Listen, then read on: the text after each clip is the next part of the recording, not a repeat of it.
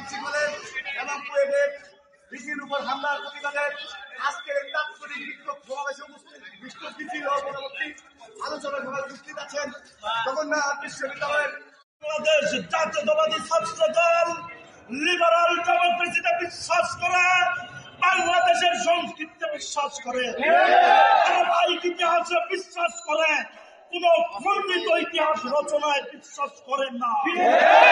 একটি দল ছিল যারা ৭১কে ফেরি করেছে, আরেকটি দল ২৪কে ফেরি করতে লাল কার্ড দেখিয়ে দিতে চায়।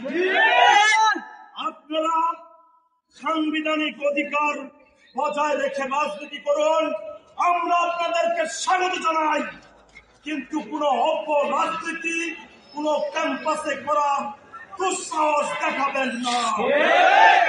যদি বৈষম্য বিরোধীরা কুয়েটে কমিটি দিতে পারে ছাত্র দল, তাহলে কুয়েটে ফরম বিক্রি করতে পারে।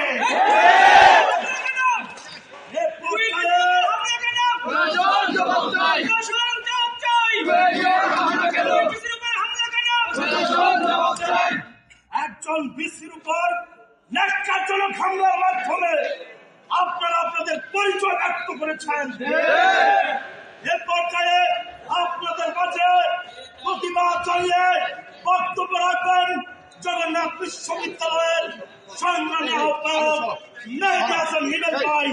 মেহেদী হাসান হিমেল